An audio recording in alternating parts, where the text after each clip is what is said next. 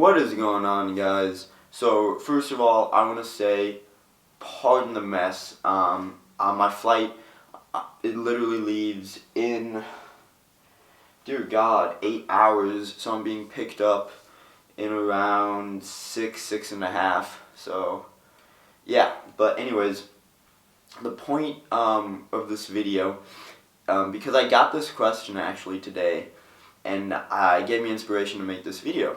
So it was basically, this guy ended up messaging me on Instagram when I showcased one of my profit days again, and he's just like, how do you keep doing this? It's like an everyday thing. And honestly, it is now at this point, and I'm very grateful for it to be this, but it hasn't always been like this. So I've been basically trading for 5 years now.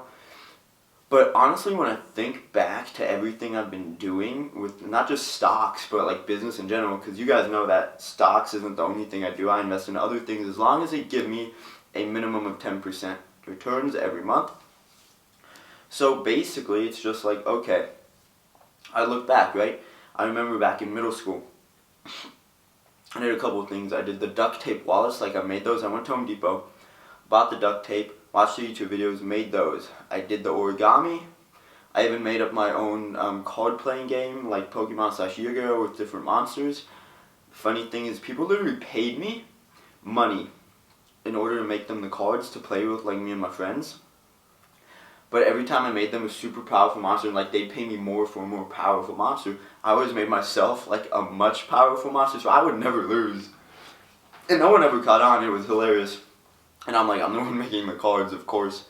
And another thing I used to do is I used to, like, every time I went to Germany and all of that, like, it was very big when I first came to the States. So when I, like, came here, like, my family visited me when I was in the States, they would, like, bring German chocolate because I love that stuff. Now, an entire pack of, like, Duplo, for example, it's around, like, 3-4 euros. So it's really not expensive, and you have around 12 in a pack usually, I believe. And so it's like, okay, great. I would sell one Duplo for $5 and I had 12 in that. So the profit margin on that was insane. So, you know, like, looking back on it, it was clear that I've always had a thing for money, right?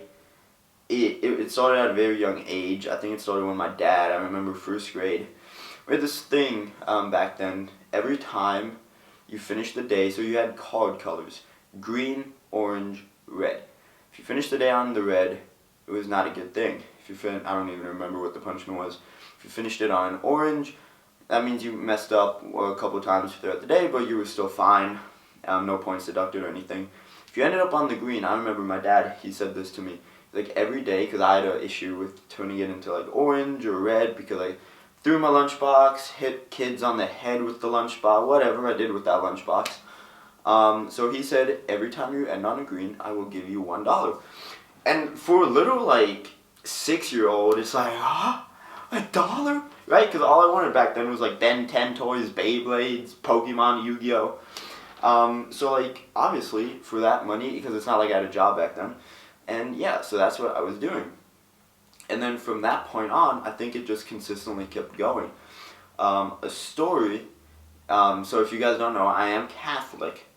So I ended up going to camp, right? It was a Catholic 1-week church camp. And basically they had this thing, and I believe I was like, I would say 11, 12 at the time. And it's like a 1-week getaway, your parents can't go. My parents gave me $20 for that 1 week as like to go to the gift shop, to get food, whatever. And like meals were included, so it's just like extra stuff like candy. And I remember like every time you did like a deed or something, they would give you like this free coupon. And it said like 1 free coupon for these sour straws or something, Sour Patch straws, I can't remember exactly, or Skittles or whatever. And every single morning, right, it's like if you wake up at this time, like I've always had like a natural alarm clock in my head, so it's very simple. So I always woke up, I always went from like, even back then, it sounds very weird considering I was 11, I always woke up and I always went on my morning run. Because that's something like my mom, she always used to do, even when I was like 4, she used to always take me with her on the runs, except back then I was kind of walking and she was running, and then she'd like run back and forward, like on and on. So I was just used to that growing up, so I just kept doing that. And from that point on, it kind of continued, and then as soon as I finished my run, I would always go and do like 5 tasks. So every single day, because that was also the limit, you can get 5 free tickets. Now obviously a lot of the other kids were all like between 11, 13, I think 14, I don't remember the exact ages, but they were younger and they was older. And yeah, it was interesting because no one wanted to do anything, because obviously it's camp, you don't really want to do anything, you just want to have fun, because you don't want to make your bed, you don't want to do this, you don't want to get up before this time.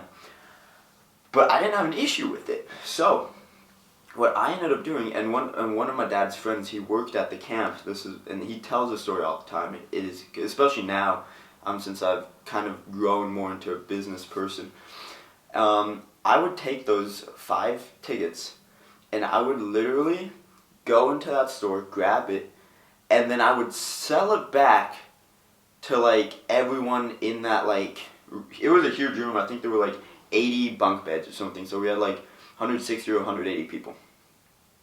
And I would sell it for $5 a pop. So every day I made $25 for 1 week straight, right?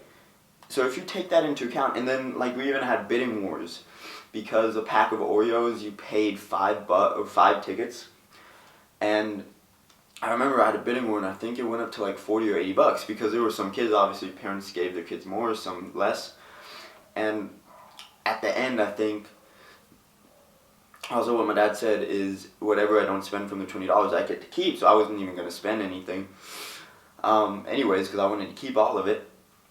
And yeah, so I think I ended up spending the $20 he gave me and turned it into more.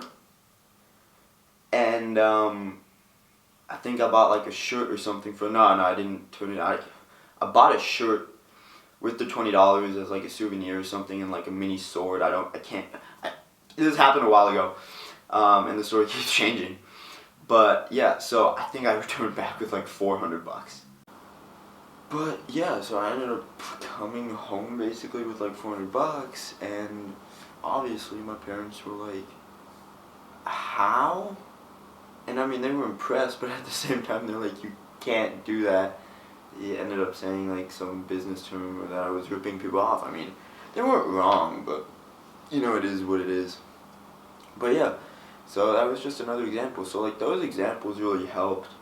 And then I remember back when I was 11, I ended up buying Amazon stock. I couldn't buy it myself because I had no idea how to or anything, but I just remember looking at it, and I don't know, actually I might have been 13, because I remember I had an iPhone 4, and I just saw like, it was a stock market app, or Yahoo Finance, maybe it was my iPad, I can't even remember, but I ended up buying it, and I think I literally only had enough money for like 2-3 shares, or no, I think 5 max. And I bought that, and yeah, I'm really happy. Fun fact is I actually still have them. They're still in my dad's name. I should probably sell those now, because 5 times 3, and that's an extra 15 grand I can use. But yeah, so I mean, stuff like that just adds up. It kind of shows who you are, and a lot has to do, obviously, with how you're raised. And yeah, I mean, it really comes down to that. I'm very fortunate and blessed enough to the point where my parents paid for everything, so it's not like I had any real expenses until I turned 18, and yeah, so, but I mean, it's also good because now I can give back. I'm getting my mom an X6, and I'm getting my dad an M8. I'm also paying off their house. So, I mean, I'm very fortunate to now be in this position, to have a home of my own, to be able to afford their home, but I also have to keep myself at a certain standard, and the reason I'm doing that is because I found that the higher my expenses are, in a sense, the more I force myself to make, because every time I was like against the wall, and I needed to make like 2-3 grand like super quickly to pay something off, or to get something for an investment, for some odd reason I was always able to do it. So now, like, one of the first things every single month, $4,000 of my money goes into my retirement fund. Now you're probably wondering, like, in your 401k? No, not anything like that. It's my own retirement fund. I made it myself, but I'm basically just putting 4K every month into that, because at the end goal, if I get that up to $1 million, or like 1.5 million, and on average it's making around 15% a year, very conservative, I can literally, that's $200,000 or $250,000 every single year, purely while I sleep, passive income. And that's just a nice thing to have. But yeah, that's kind of basically how I got started. It really came down to how I was raised. But I don't know, I've always also been a very mathematical person and not really a people person in a sense. I've never, I have a social battery. I love going out, I love having fun with friends. But honestly, once my social battery dies, I'm done.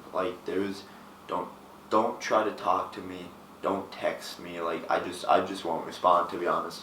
I don't even talk to my parents sometimes at that point, and they know about it. They know who I am as a person, and they're fine with it. So, yeah, I mean, there's nothing more I can say. That's just who I am, and it really helps in stocks.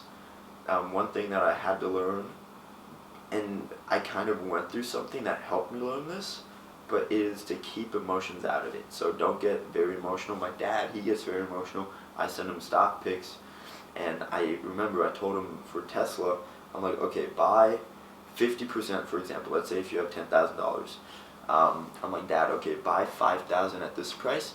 It could drop down to here, and that's when you buy the other 5,000 around this area.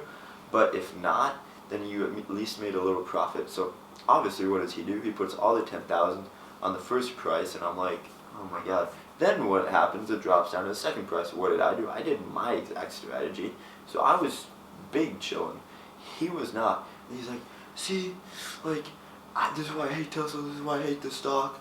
I just can't. Once it gets up back to my price point, let's just say 620 for example. Once it gets back up, I bought it 619.80. Once it gets to 620, I'm selling it. I'm done. No, fuck it. I just want this damn stock gone. I was like, Jesus, fuck, calm down, My price target is 640. My average cost is around 610, because I fucking bought it at 600 and 620, like I said. And he's just like, I'm just like, oh, holy crap, relax. First of all, you don't have a large position size. Second of all, he's like, this your advice sucks. And I'm like, oh my god. And what about the other 50 stocks you were happy with? I remember when I told you about CLF when it was at $3 and then I'm going to 10. I'm like, come on, man. But yeah, so keep emotions out of it. I went through something, so it became easier for me to do so. So I have her to thank for that. That's the only thing I'm thankful for. But yeah, so that's kind of a quick intro to how I got started. And it's honestly, I'm very thankful for the opportunities my parents have given me. I'm very grateful to be able to give back to them now, and still do what I love, traveling the world. As you guys can see, I'm literally packing my suitcase right now, because my flight leaves in 3 hours now at this point. So yeah, but honestly, if my biggest advice or anything I can say is I've tested stuff. I've tested a lot of it. I've tried Amazon FBA, I've tried Shopify. That worked for a little bit and then failed. I've done the social media marketing agency. I've done car flipping. I've done watch resales. I've done wholesaling. Holy crap, I've done a lot of stuff. And guess what? Stocks is the thing that kind of stuck mainly. Yes, some of the other things, I now have people who work for me take care of that side. I just hired someone to oversee the social media marketing agency. So, that's a good thing. It's passive income for me now at this point. But, it really comes down to who you are as a person and your certain skill set. Now, you can self-teach yourself everything, but there's a difference when you don't have a true drive for it. compared to when you do. I love trading stocks. I look forward to every freaking Monday. I remember when I hated Mondays during school. Like, I dreaded it. Now I'm like, fuck, it's Saturday. I'm like, let it be Monday. Or like even Sunday night, because then I like make my watch list and I'm like super excited. So again, it comes down to you. My biggest suggestion is try everything. See what you like best. See what works best for you. And go with it. You know what? Fuck what everyone else says or thinks. Because trust me, I got hate back then. I got made fun of back then. I get hate today. I get made fun of today. That's fine. I'll throw fun coupons at them for my boat. That was, that's gonna mean, but no, like, the way people reciprocate towards me, I will reciprocate back. If you're petty towards me, I'll be petty back. The only difference is, I have a little bit more ammo than you now, so you might want to be careful. But anyways, you know, it really just comes down to it, and yeah, I don't want to keep dragging along this video for the same message, so hopefully you guys enjoyed it. Hopefully it was a little bit insights to who I am, how I got where I am, and yeah, so again, it comes down, there's a lot of different ways to make money. Literally duct tape, if you're like in high school or middle school, you can resell snacks, candies, you know, because trust me, there will always be parents that forbid their kids from a certain thing that if you can get your hands on. It's like drugs, but legal. You're selling legal, you're selling candy. So, but yeah, you know, that's that. And besides that, I hope you guys have a fantastic rest of your day. If you want some free shit, all the links down below give you free stuff. It does help me out as well, so feel free. But again, you don't have to if you don't want to. You can just type it into Google. I won't take it personal. Maybe a little bit. But yeah, that's about it.